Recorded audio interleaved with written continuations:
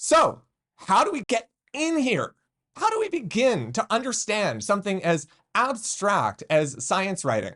And how do we know if we're doing it right? Well, first things first, there isn't a right way to write a science report because science is not just one big uniform genre.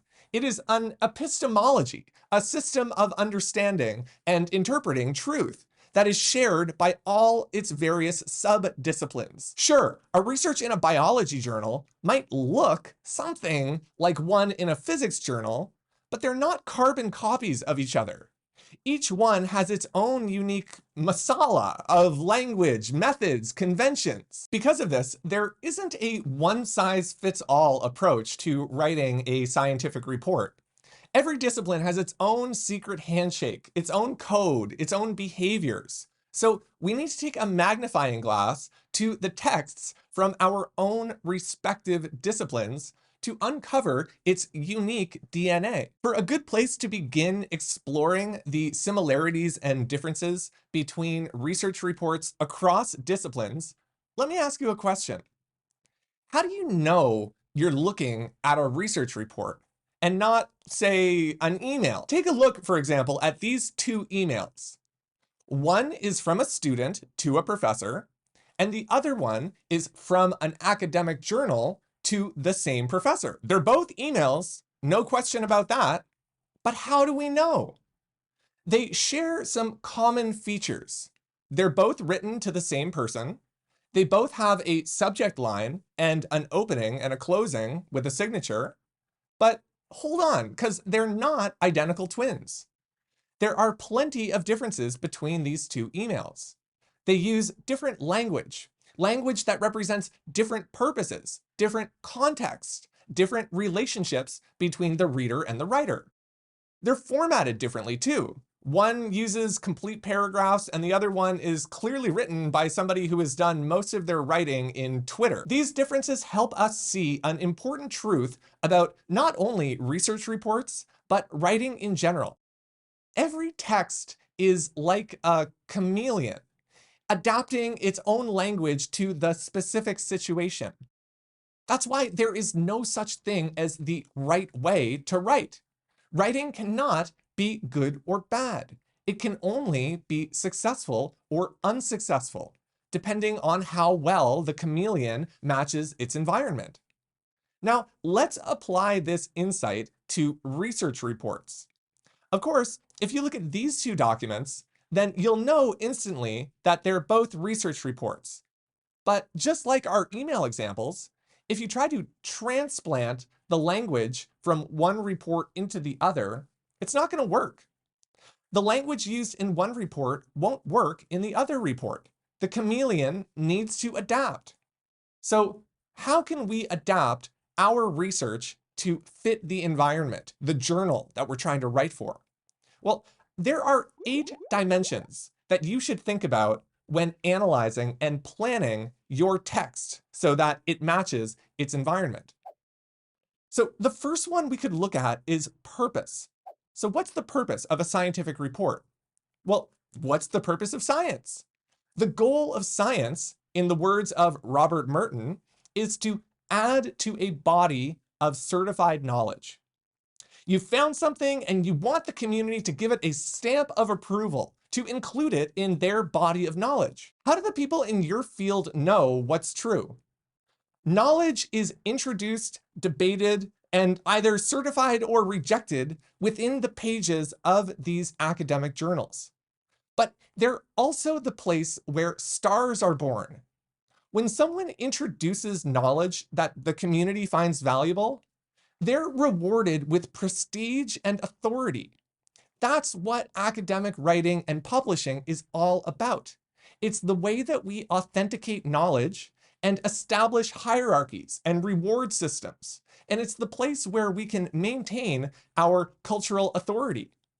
We're not just writing for ourselves, we are writing to and for a community of colleagues.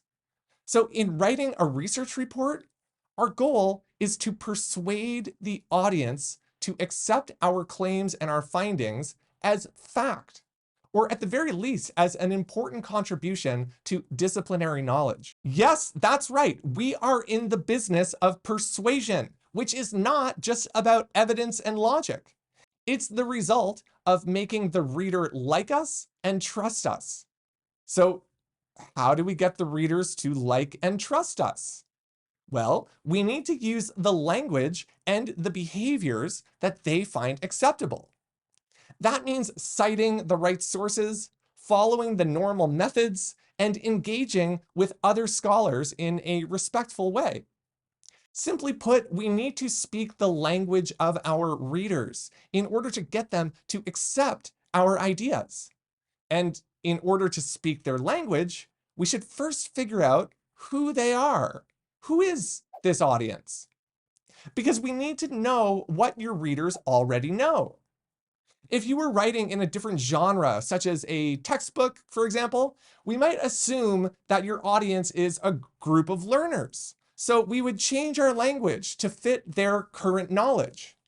This would require a lot of background information to get them up to speed, and we would probably avoid any technical language or heavy use of citations. But we're not writing a textbook. In this case, we are writing a research report.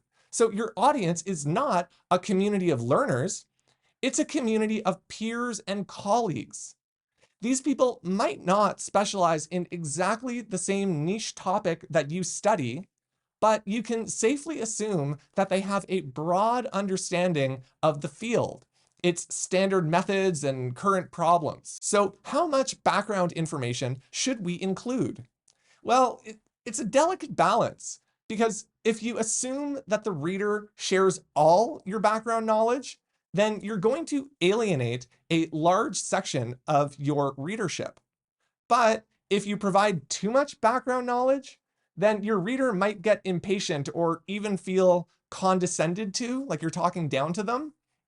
So the question of how much background information to include actually depends a lot on the field that you're in, which can be divided basically into two camps, what we call urban research communities and rural research communities. So let's take a look at these.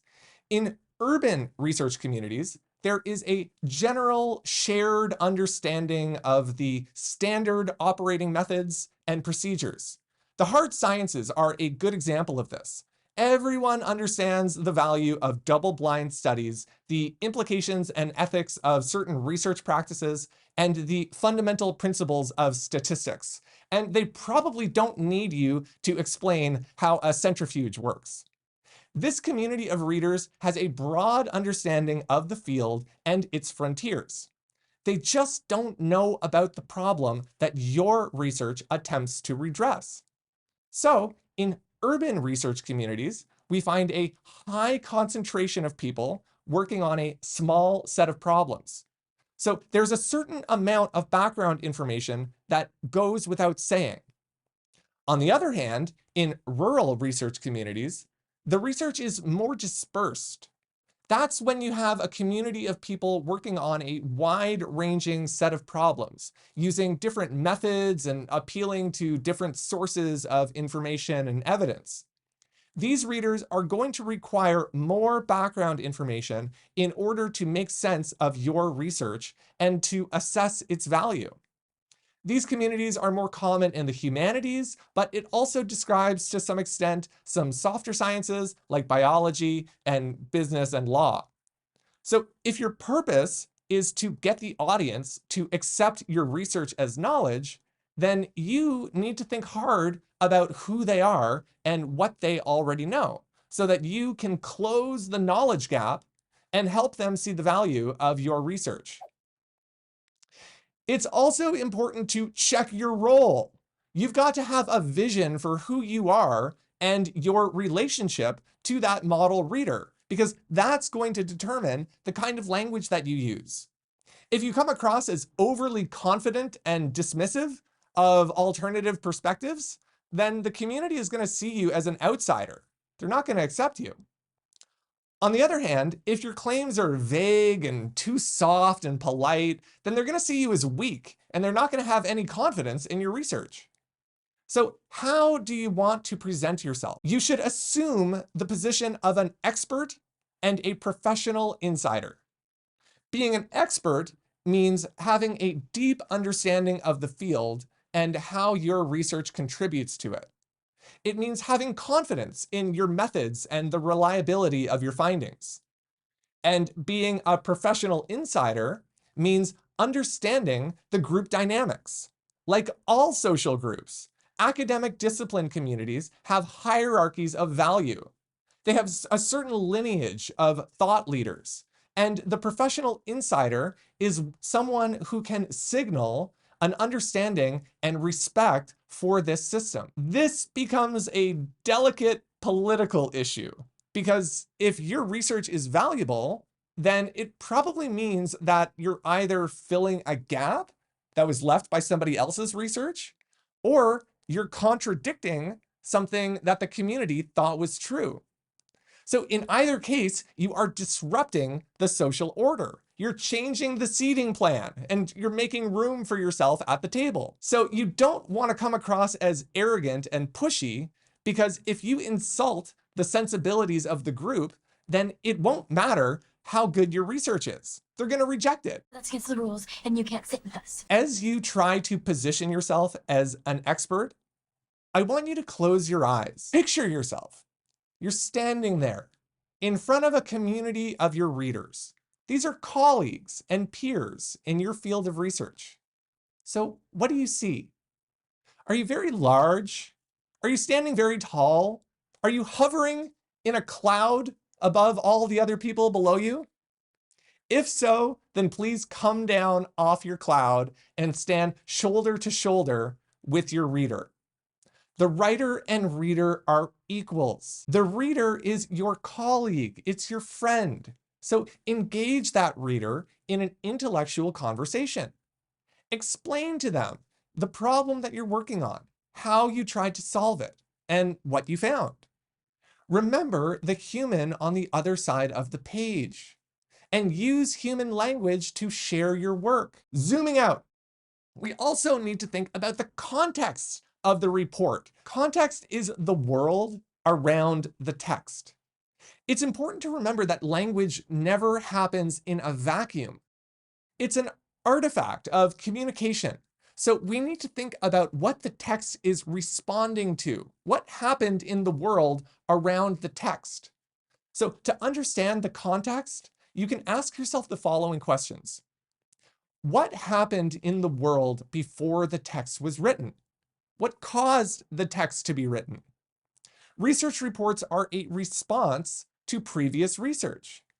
This text didn't just emerge out of thin air. It's one voice in an ongoing conversation, which we often identify with a literature review. So the text kind of emerges as a response to some deficit in the disciplinary knowledge. And understanding this context means the writer knows something that the community doesn't know, which is also going to be reflected in the way that the writer communicates.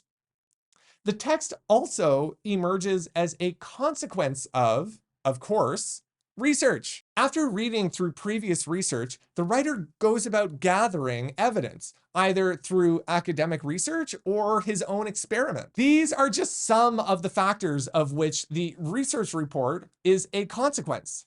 So you might also ask yourself, what's happening in the world while the text is being written? Is the writer affiliated with a certain institution? Has the writer published before? And do these findings cohere or contradict his own published material? Does the writer have any allies or enemies in the community that he might expect to support him or argue with him? Again, these worldly factors are going to influence the way that the text is written. So what do you expect would happen in the world as a result of writing the text? Is it going to land in front of the community with a thud? Or will they read it, engage with it, and will it change their behavior or assumptions moving forward? Will it lead to future research? We often see this outlined at the end of the report when the author suggests paths for future research. Will the publication advance the writer's career in some way? If the writer is hoping that the text will lead to tenure at a university, for example, she'll probably choose different language than a tenured professor who is hoping that the research might lead to future funding for a lab. So context can be understood as the way that the world gets into the text. So it's really important to understand the chain of causes and effects that surround your research report. Next up is structure. We've got to talk about how to organize these things. And one of the most common structures for research reports in the sciences is, of course, the IMRAD report, which stands for Introduction, Methods, Results, and Discussion. This system became the standard format for scientific publishing in 1972 and again in 1979. It provides a clear and concise way of presenting research findings. In the next lesson, we're going to be looking at each of these sections in detail, and we're going to cover the best practices for how you can write them. But for now, let's just touch on them briefly. The introduction section sets the stage for the research. It introduces the research question and provides background information on the topic. The introduction answers the question, what's the problem? The methods section describes the methodology that's used in the research. This includes the participants, materials, and procedures. It answers the question, how did you solve the problem? The results section presents the findings of the research, which it often represents using data tables and graphs. It answers the question, what did you find? And finally, the discussion section interprets the results, discusses the implications of the findings, and suggests future research directions. It answers the question, so what? And although the IMRAD system is the most widely used structure for research reports, there are some variations across different academic disciplines and subdisciplines. For example, the structure of a research report in biology might be different from that of one from physics or engineering, depending on the methodologies, the conventions, and the lingo, the secret language of each discipline. In the humanities, the structure of research reports is often a lot more flexible and less standardized than in the sciences. They generally take the form of a thesis-driven essay. Research in the humanities is often more interpretive and involves close readings of texts or cultural artifacts and arguments. These similarities aside, you're going to need to take a close look at the standard structure for research reports in your field in order to provide a clear and concise way of presenting your research findings and communicating with the academic community. Language. Language, language, language. Let's dispel some of the myths about science writing right off the bat. Writing a scientific paper is not a literary exercise. Calm down, Shakespeare. You're not here to impress readers with your fancy prose or metaphors. And this is really good news to English learners because nobody is expecting you to write poetry. Your reader just wants you to communicate in clear, concise, plain English. Our goal with scientific writing is more, how should I put it, prosaic. I'm not talking about dull or unimaginative here, okay? Prosaic just means straightforward, clear, and concise. And yes, the language of scientific papers is formal, but formal does not mean impersonal. It doesn't mean that you have to sound like a robot just spitting out data. Remember, there is a reader there. There's a colleague, an equal, a friend. So try to bring in a conversational tone and a narrative arc to your writing. You want to tell a story. You'll also want to take note of any insider language that is commonly used in your discipline. You want to understand the reader's lingo, jargon, its manners of communication. These terms, these phrases, they're like secret handshakes. They tell your reader that you are a part of the team, that you're one of them. But remember your purpose. You are not trying to show off. You don't want to exclude others from outside your narrow discipline. who nevertheless might be interested in your research. It's all about clarity, precision, and speaking the language of your field. You're also going to need to think about what your readership, your discourse community, will accept as appropriate logic and compelling evidence. This is not a one-size-fits-all. What you consider a compelling piece of evidence in astrophysics, for example, will probably get a big meh in anthropology. Why? Because the notions of what counts as evidence are community specific. Every academic discipline has its own standards, its own expectations, its own criteria. They're like individual clubs with their own rules. And if you want to play the game, you've got to know the rules. In the sciences, one of the most common and widely accepted forms of evidence is experimental work. It's where theories get tested and hypotheses get confirmed or debunked, and new knowledge is produced. But it's important to remember that data from experimental work is just like the raw ingredients in cooking. It's what you do with them that counts. You could have the freshest tomatoes, the juiciest peppers, the finest herbs. But if you don't know how to combine them to bring them into conversation with each other and how to plate them in a way that looks appetizing, nobody's going to eat your food. And the same thing goes for data. It's not just about collecting data. It's not enough to just present the reader with evidence. You need to bring it into contact with other evidence, ideally the findings that you cited in the literature review. That way you can spell out where they agree and where they diverge. You want to make this as easy as possible for your reader, which means interpreting it and presenting it in a way that makes sense. The last aspect of writing that you'll want to consider is the conventions of the genre. These are the patterns that your reader is expecting you to follow. An example of a convention from an email would be a subject line, an opening greeting, or a closing with a signature. Imagine receiving an email that followed the conventions of a text message. Unless you're close friends, it might be kind of off-putting to receive a one-line email that uses slang and emojis. So conventions are there for a reason, and breaking those conventions without a good reason can really damage your credibility. In some fields, you're going to see conventions in data visualization.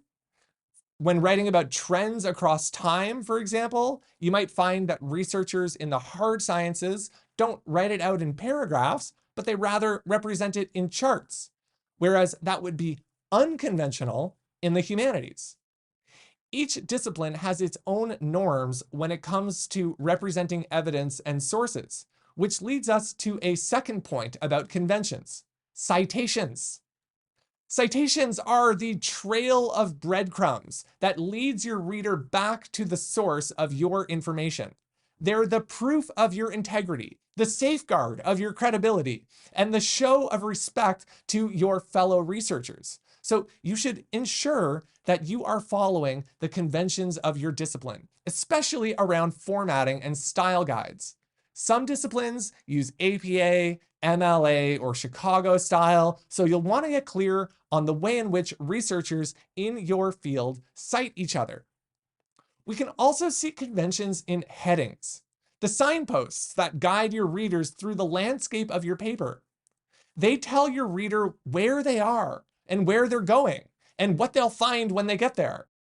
And they're more common in some disciplines and less so in others. So pay attention to how researchers in your field use headings to guide the reader through the text. These are just a few examples, and there are many other conventions that you could take note of, such as line spacing, which enhances the readability and accessibility of your paper. So keep your eyes open for the patterns that you see run across the research reports and reproduce them in your own writing. You can't